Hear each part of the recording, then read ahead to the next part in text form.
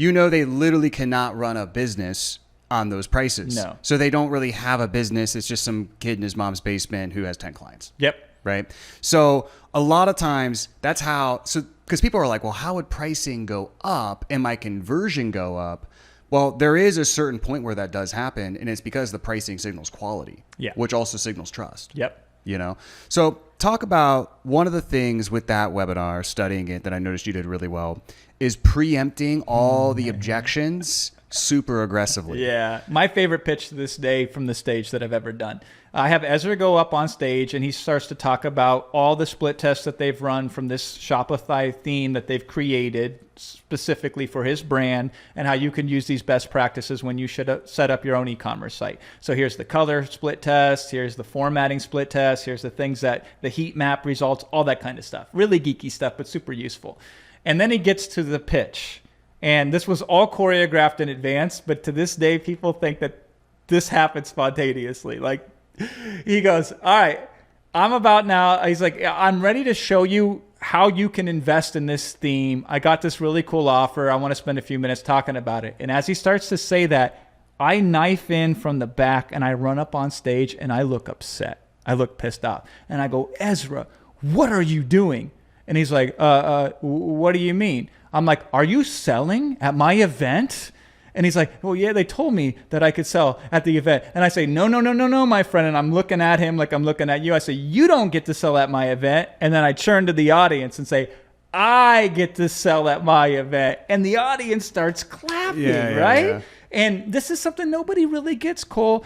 If you frame it properly, people are excited to be sold to. Right. Like, you could literally make people get super pumped up. Like, yeah, pitch me. You just got to set up the conditions properly. And so they're like, okay, let's hear the pitch, Jason.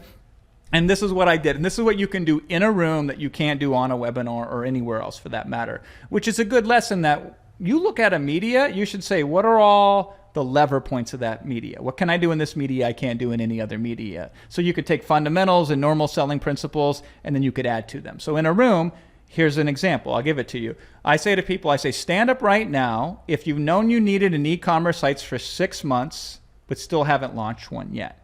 So we get people to stand up. So this is social proof, 3-dimensional. You could look around and see everybody standing up. So you're not alone, right? You could never do that on a webinar. I wish you could somehow do that on a webinar, but you can't. Also, what we've done here very subtly is it's easier to go to the back of the room and buy a product when you're standing on your feet than when you're sitting in a chair. Right. The thing about the law of inertia, this is a physical principle of the universe, is an object at rest stays at rest. That first step in anything is the hardest step. Getting to the gym is really hard, but once you're there, you tend to just get into the workout, right? But putting on the damn shoes to go to the gym, that's the difficult part. So we remove that little extra sticking point to get them from inert to in motion. So they stand up. And then I take it a step further. I say, stay standing if it's been a year or more since you've known that you need an e-commerce site but haven't launched one yet. If not, sit down. So some people sit down, but others stay standing, okay? And then this is what I close with. I say, I don't know about the rest of you, but those of you standing right now, you need to go to the back of the room immediately and sign up, because I guarantee you that this will be the best money you spent. And they go to the back of the room and they start signing up. So direct commands and telling people exactly what to do in those scenarios and making it easier for them to go to the back of the room and sign up, and using a time close. And this is the easiest thing of all to sell, because basically I'm selling, you are losing so much money.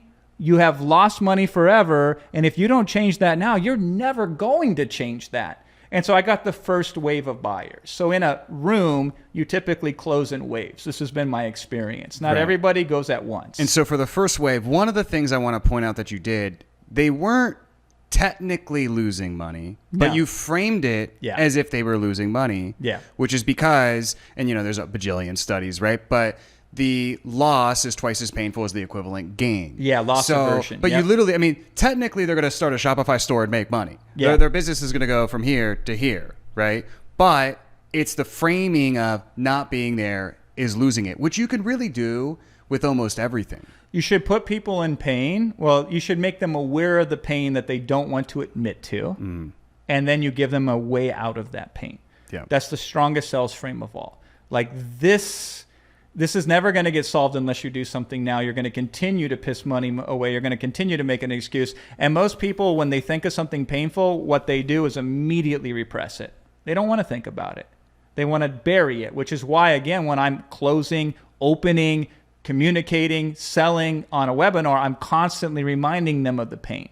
The frame is like, listen, it's painful now, but I think I can help you get out of it. But we always make them aware of the cost of staying the same, which is the worst cost of all, right? Mm-hmm. So I made them aware of this. I basically said, and this is such a good frame where I was like, I don't know about the rest of you, but you, I know I can make you money. Right. Like this is risk, so de-risking, right? So they go to the background and buy. And I go, now to the rest of you, let's have a conversation, okay? We got to determine if you should buy this or not. And I use this frame everywhere. When I do all the Q&As on webinars, whenever I'm selling, it's like, we have to make sure you're the right person to buy this. Because if you are, it's going to cost you more money not to buy it. And if you're the wrong person, I don't want you to buy it. But we have to have a discussion to determine if you should buy this or not. So I'm in control. I got to help you make the decision that's good for you. And the problem is you never make fucking decisions in your life. You sit there in the middle, maybe.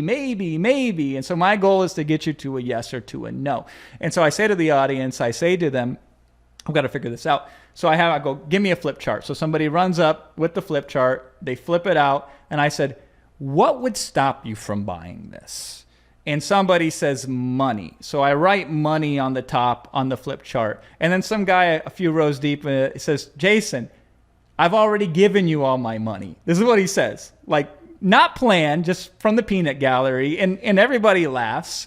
I don't laugh. I look at him and I go, that's not true. I go, you paid for the plane ticket to be here. You paid for the hotel room. And then I walk to the whiteboard and I say, so don't tell me it's about the money. And I cross it off, right? Like I could never have choreographed this. It was perfect. Yeah. But this is why you got to be a pro in this business. You got to be so well trained. You got to be so prepared. So when those gifts offer themselves to you, you can get the most out of them. Mm-hmm. That demonstration of showing that I was so confident that this product was for them, that's how I demonstrated that. And I go, what's the real problem? And then people said time. And then I wrote time on the board. And I said, well, let's have a discussion about time. And then we close on time. The next wave of people go back. Well, how did you close on time?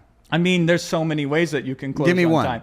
I don't remember the specific way that we closed on time there. But essentially it was like, okay, listen, are you going to build this on your own? No. You're going to have to go out and find something to be built for you. Are you going to find anything as good as what you saw here today? No. Is it going to be as clickable and as quick as it is today? No. This is the only one of its kind. It's a Shopify approved program, et cetera, et cetera. And so it can't be time because this is the fastest way humanly possible you could do it, and they'd already seen that in action, so then you can cross off time. I don't even remember what close we used then, but I could have used any number of time closes. At that point, it really didn't matter. What needs to be done in those situations more than anything, Cole, it's an academic kind of situation. You just got to give people enough time to sit with the decision so they can make it on their own. Mm-hmm. If you are trying to force them to make the decision, it feels uncomfortable. But if they're sitting there listening, they're going to convince themselves more than you can. If you enjoyed this clip, you can check out the full podcast by clicking on the screen right here to check out the full episode.